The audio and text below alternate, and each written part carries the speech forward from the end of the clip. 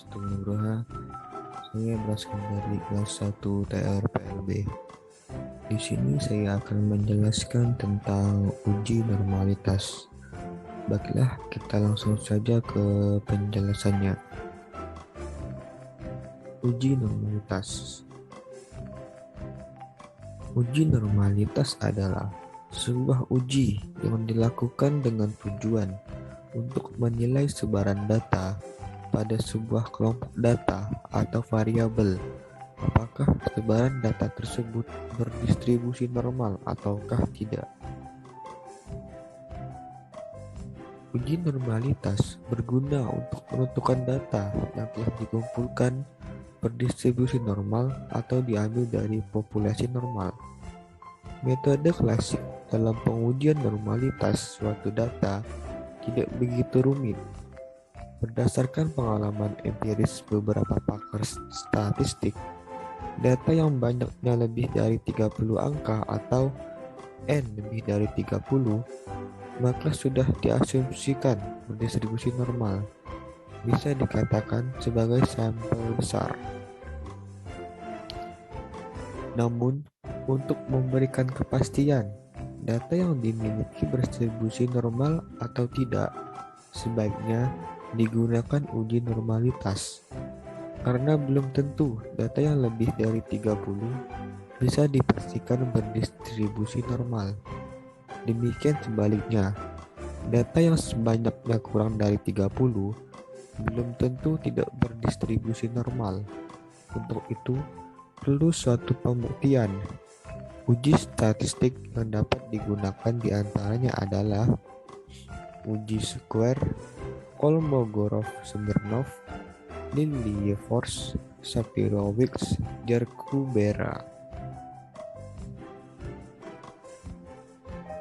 Syarat uji square dalam uji normalitas. 1. Data tersusun berkelompok atau dikelompokkan dalam tabel distribusi frekuensi. 2. Cocok untuk data dengan banyaknya angka besar. 3. Setiap sel harus berisi yang kurang dari 5 digabungkan.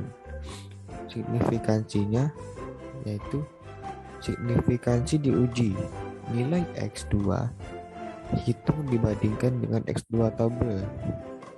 Chi-square. Jika nilai X2 hitung lebih kecil nilai X2 tabel, maka HO diterima. Jika nilai X2 hitung lebih besar dari nilai X2 tabel, maka HO ditolak atau HO diterima. Apa saja uji normalitas? Secara umum dinyatakan bahwa normalitas dapat dinilai dengan berbagai cara, dan jika dikelompokkan pada dasarnya ada dalam dua kelompok, yaitu analisis secara visual dan analisis secara statistik.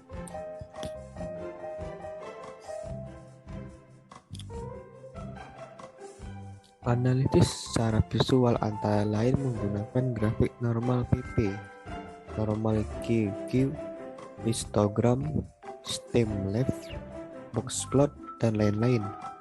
Sedangkan secara statistik dapat diuji menggunakan uji Kolmogorov, Smirnov, Shapiro-Wilks, Shapiro-Vancia, Anderson, Darling, Ryan-Joyner, Skewnes-Kurtosis test, Jarkubera, dan masih banyak jenis uji statistik lainnya untuk menilai normalitas.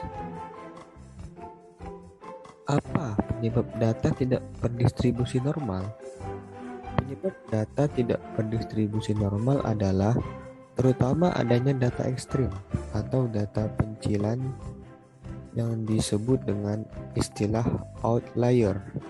Dengan adanya outlier tersebut, maka sebaran data bisa menjadi condong ke kiri atau condong ke kanan, di mana jika sebaran data ini kita nilai secara visual, misalnya menggunakan histogram, maka seharusnya data yang berdistribusi normal akan membentuk sebaran seperti lonceng menghadap ke atas.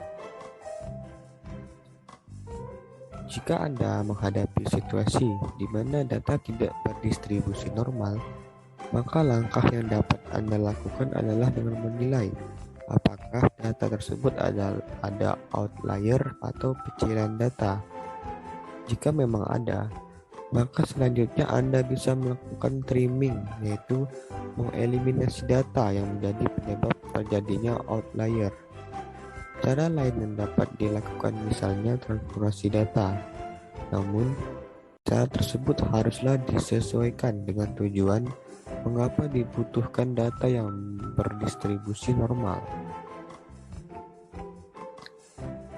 Metode chi-square dalam uji normalitas.